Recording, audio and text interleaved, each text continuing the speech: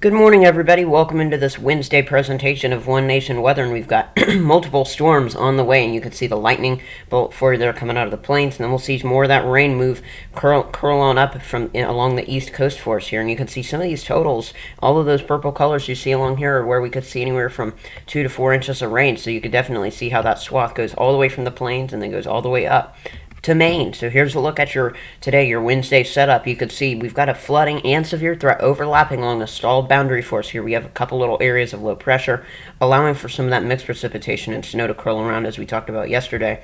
You could see there's some of that flooding potential from Arkansas and Oklahoma, as well as down into the Dallas-Fort Worth area and Tyler, Texas, where we're also looking at the potential for some very large hail, some tornadoes, and some damaging wind gusts. We could also be looking at some pretty large hail into portions of Florida for the day today, where we could see some of those stones get up to about 1.5 inches, 2 inches in diameter. A weak low pressure system will also be in the northeast, providing some mixed precipitation to the higher elevations, but along the I-95 corridor we will keep it all rain and maybe some rumbles of thunder for you there. Today's high temperatures getting on up into the 70s and 80s in many of the southern zones, but notice some of these cooler spots for you here in North Georgia and northern South Carolina, as well as this cooler zone getting into portions of Kansas and Oklahoma, where we'll have highs in the 50s today. That's going to keep our thunderstorm chances there on the lower side, which is why our risk is focused to Texas here. Even Dallas, where we have the severe risk, kind of borderline with highs near 73. Further south you go, that's where we have more energy, but it's going to be a little bit drier there.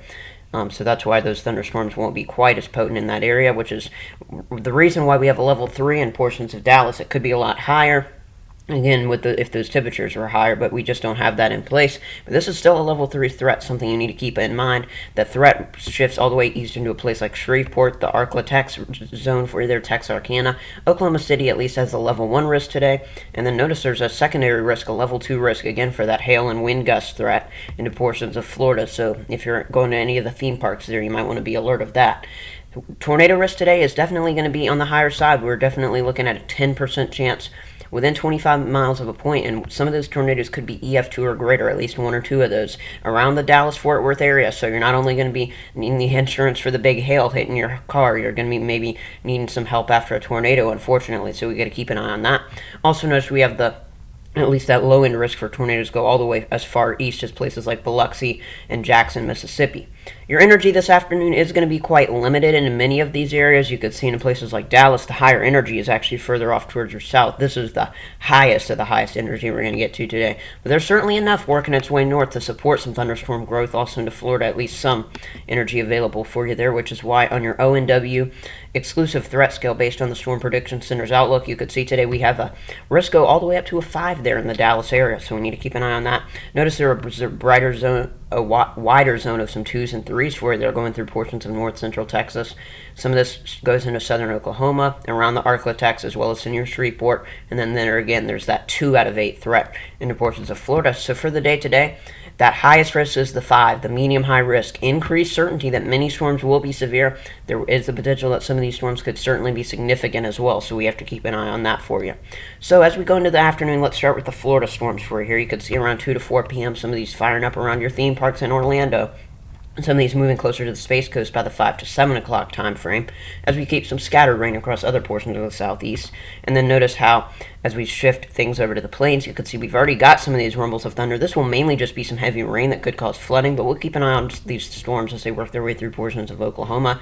I think by 5 o'clock Central Time, that's when we start to see some of these stronger ones fire up into portions of north central Texas, forming more of a line that you can almost see that bow segment for you there, where we'll see this turn into a threat for some damaging winds. But also notice the little kinks where we could see some of those tornadoes and the hailstones, and then even into the overnight hours tonight we'll see this push eastward into places like Shreveport, getting in on this maybe around 2 a.m. I'd say, and then notice towards Memphis even some heavy rain tomorrow morning, as well as a new secondary line of storms developing into east central Texas, which is why we do have, with these repetitive rounds of some showers and storms, the flood risk comes all the way from Colorado, but the level 2 risk goes from Oklahoma City down to Dallas, all the way over in the Memphis area for that flooding rainfall today.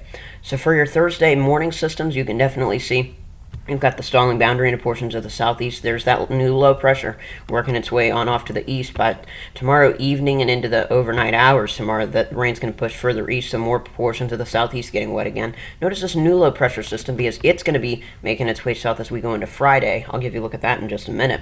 You can see there's that level 2 flood threat right along the Gulf Coast for you there, but this goes all the way inland into portions of the western Carolinas, all of Kentucky basically getting in on this, even into portions of the Ohio Valley, looking at definitely the potential for some flooding rainfalls on your Thursday, as well as that level 2 risk of some severe storms. So this includes places like Lake Charles, New Orleans, Biloxi, Mobile, Alabama, getting all the way over there into portions of western panhandle of Florida for you there, so all the way over closer to Tallahassee, we're at least looking at a risk. And then this is going to be our next cold front diving southward, as we have that low pressure system that's producing the storms today in Texas, continuing to move east and produce some very heavy rainfall. Subscribe, hit the like button. Thank you so much for listening to One Nation Weather. And remember, some of these spots that I've been showing you are going to be getting 2 to 4 inches of rain. It might come a little bit later in the northeast, of course, so that moves east into the weekend. Here are the credits. Thank you so much for watching today, and have a great Wednesday.